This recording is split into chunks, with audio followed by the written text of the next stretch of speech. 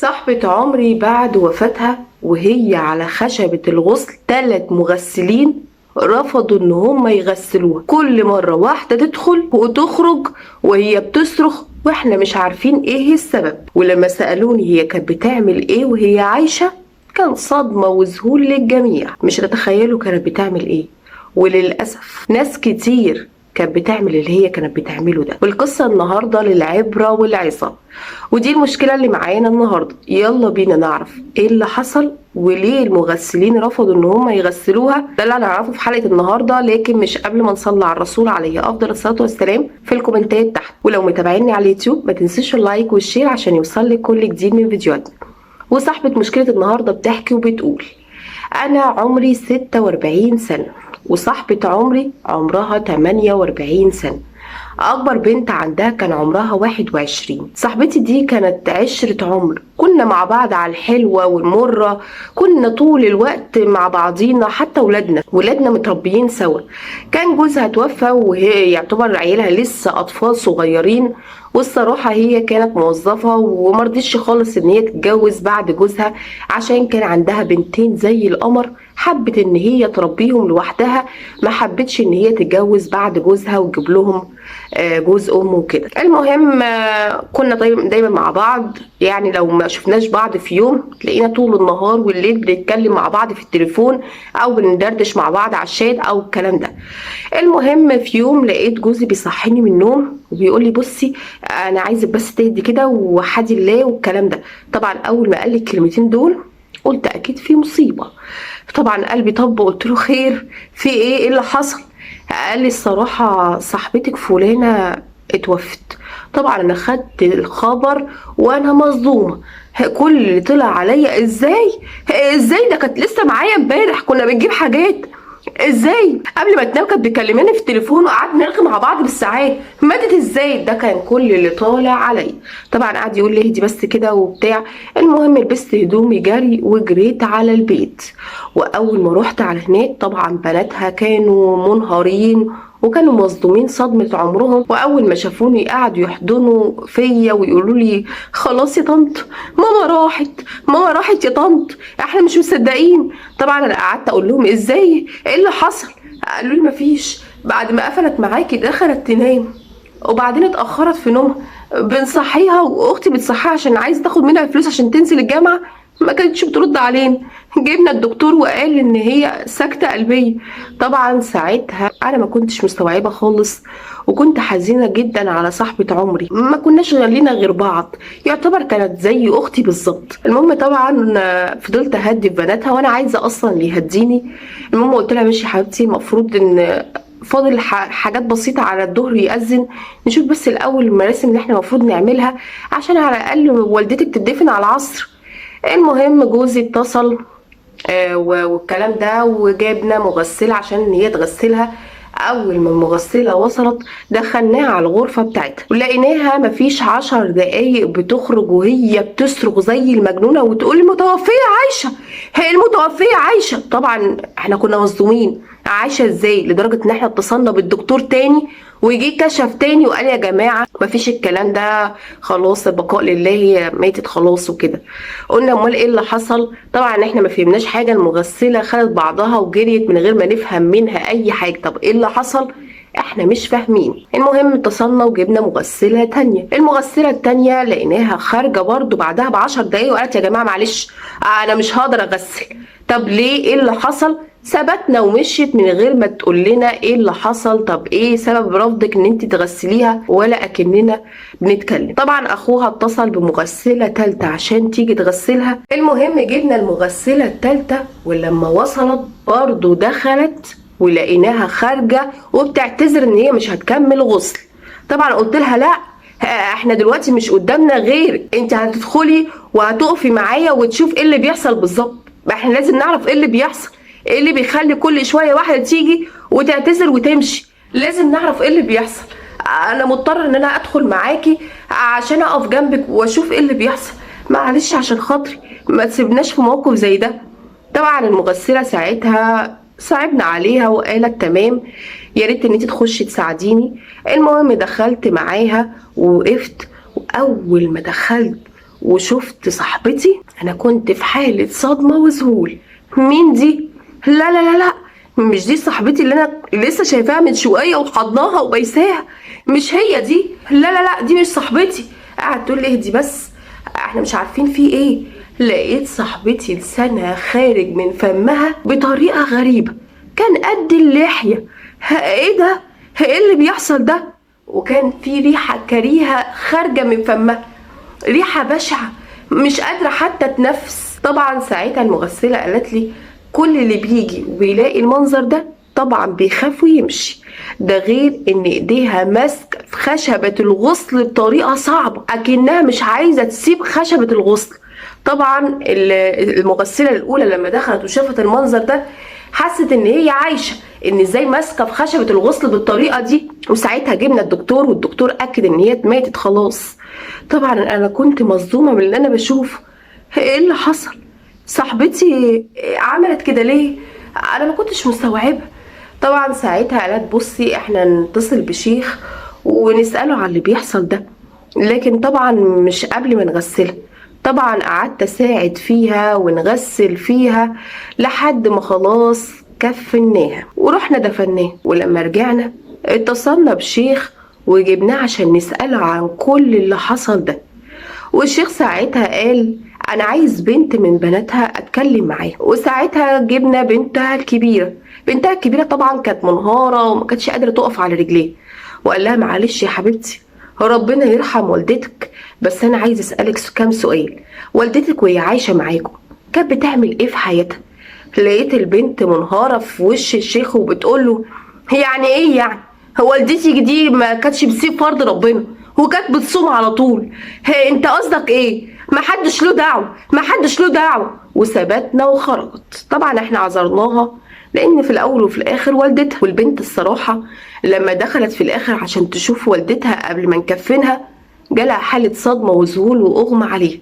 انا ما كنتش حابه خالص انها تشوف والدتها بالمنظر ده. طبعا ساعتها انا قلت للشيخ على فكره يا شيخ انا صاحبه عمرها وعشرة سنين كتير قوي من ايام المرحوم جوزها، يعني بقالنا 25 سنه نعرف بعض، مع بعض على الحلوه وعلى المره، يعني اكتر من اختي.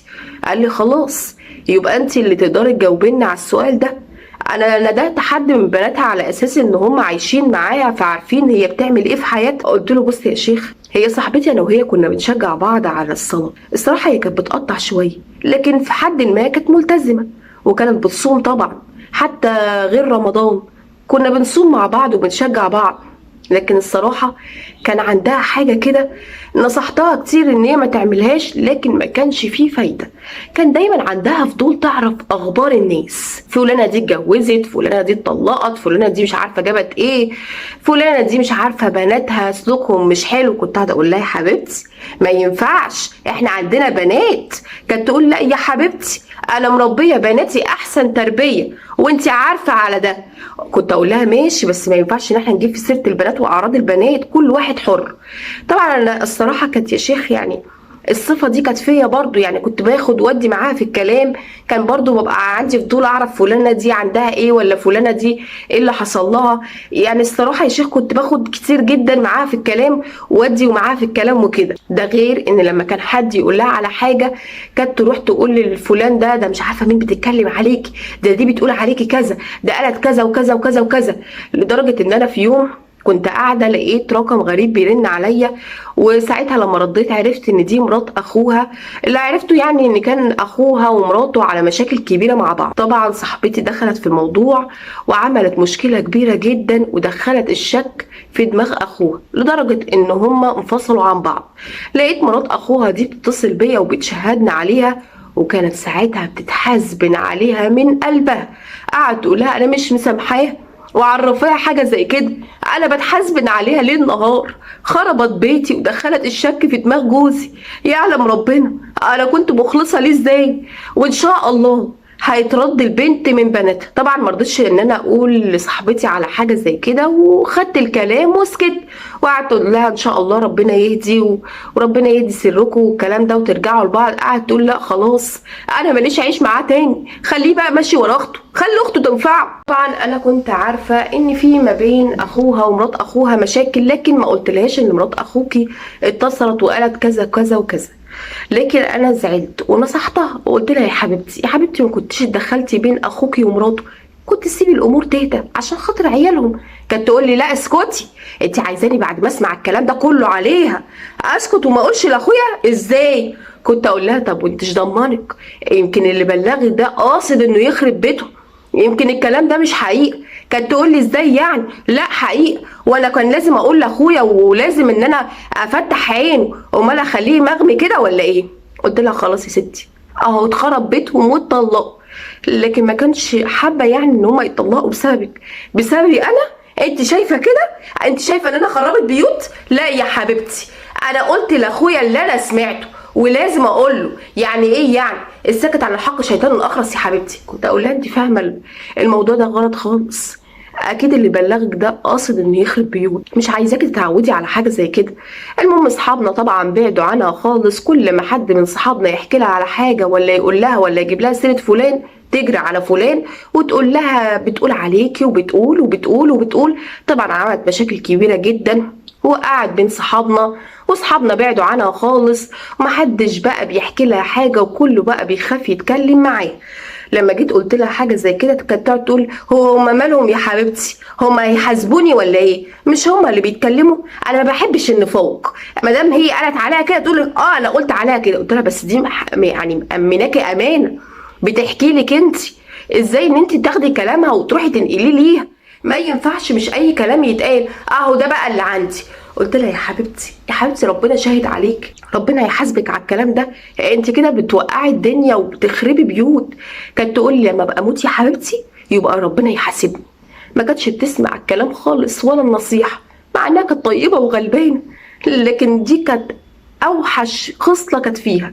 حتى قبل ما تموت بالليل كانت طول الليل بتكلم فيا، وعماله تقول لي فلانه عملت وفلانه سوت، وشوفي يا اختي مش عارفه عملت ايه ومش حاسه بجوزها، وعماله تجيب لي في سيره الناس كلها. لدرجه قلت لها خلاص بقى روحي نامي، الفجر هيأذن حرام عليكي وانا ورايا شغل الصبح. طبعا راحت سايباني وداخله نايمه، وصحيت على الخبر وفاتها. انا ما كنتش مصدقه، ما كنتش مستوعبه خالص، بدون سابق انذار كده تروح مني. طبعا الشيخ سمع كل الكلام وقال لي انت كنت بتشاركيها الكلام ده؟ الصراحه يا شيخ يعني اغلبيه الوقت، بس ما كنتش زيها كده، ما كنتش بتدخل بين الناس ولا وقع بين حد، انا كنت بسمع بس. برضو زيها اي حد بيشترك في الغيبه والنميمه واللي بيسمع برضو كبيره من الكبائر. وعشان كده يا ريت تاخديها عبره وعظه، عشان تعملي حساب اليوم اللي انت هتتغسلي فيه، عشان ما تتفضحيش دنيا، وكمان مش هتتفضحي دنيا بس، هتبقى دنيا واخره. ودي كانت قصتنا النهارده، يا ريت ان احنا ناخدها للعبره والعظه. يا ريت الناس صحاب الكومنتات اللي بيقعدوا يكتبوا انتوا بتفضحوا الاموات، انتوا ازاي تطلعوا اسرار الاموات بره، القصه للعبره والعظه. احنا ما بنذكرش اسم حد ولا بنفضح حد، بالعكس يمكن لعل وعسى حد يفوق قبل فوات الاوان، لعل وعسى حد يكون شايف ان الموضوع اللي هو بيعمله ده هين لكن هو عند ربنا عظيم، لعل وعسى حد يعيد حساباته تاني وما يعملش الخطأ اللي المتوفي عمله او المتوفية عملته. لان زي ما في بيبقى في علامات واضحة جدا زي حسن الخاتمة وسوء الخاتمة. يعني في واحدة توفت كان ريحتها مسك وعنبر، الناس كلها كانت بتذكرها ان هي كانت حافظه لسانها وما بتجيبش سيره حد، وكانت دايما تتدخل في الخير. وطبعا اللي هي لسانها كان طالع قد اللحيه، كان منظر مرعب للجميع. فطبعا ده من علامات برضو سوء الخاتمه، فبتبقى في علامات واضحه جدا وباينه جدا. فعشان ما نتفضحش في اللحظه اللي هي على خشبه الغسل، يا ريت ان احنا نعمل حساب لليوم ده عشان ما نتفضحش دنيا وكمان هنتفضح اخره. فيا ريت ان احنا ناخد القصه للعبره والعظه عشان ما نكونش عبره يا جماعة. ده المضمون من القصة. يا ريت ان احنا مش ستات كتير بس اللي بتقعد تنام يعني هي خصلة في الست ان هي تقعد تجيب في ست الناس، ودي قالت ودي عادت يعني هو يعني خصلة اكتر في الست يعني، بس اللي في رجالة برضو بتقعد تنام. يعني شوف المدير عمل ايه، شوف مش عارفه زميلنا حصل عنده ايه، دي برضو رجاله بتقعد تتكلم في حاجه زي كده. فما ينفعش طول ما انت بتتكلم على فلان وفلانه وفلان وفلانه، دي كلها ذنوب انت بتاخدها، هم بياخدوا من حسناتك وانت تاخد ذنوب، هم ياخدوا من حسناتك. طب ليه احنا نحفظ لساننا يا جماعه ونصونه، ونحاول ان احنا لو الموضوع ده يعني اوفر قوي عندنا او مثلا زي مرض كده، نحاول ان احنا طول الوقت نطهر لساننا بذكر الله. هتلاقوها مع الوقت بتقل معانا. ما ينفعش يا جماعه، مش هنستفاد حاجه لما نجيب في سيره فلان ودي قالت ودي عادت. وما ينفعش لما حد يجي يقول لك على حاجه، المفروض ان انت تحفظ، دي امانه، تحفظ الكلام اللي هو قاله يبقى سر جواك. ما ينفعش ان انت تروح تقول للشخص التاني اللي هو جاب في سيرته ده بيقول عليك وبيقول. المواضيع دي يا جماعه بتعمل مشاكل كبيره جدا وبتخرب بيوت كتير جدا. فيا ريت ان احنا القيل والقال ده، يا ريت ان احنا نحفظ لساننا ونصونه عشان ننصان في الاخر. طبعا النميمه والغيبه كبيره من الكبائر، فيا ريت ان احنا نحفظ السنتنا، ويا ريت ان احنا دايما على لساننا اللهم استرنا فوق الارض وتحت الارض ويوم العرض عليك. وربنا يا رب يحسن ختامنا جميعا.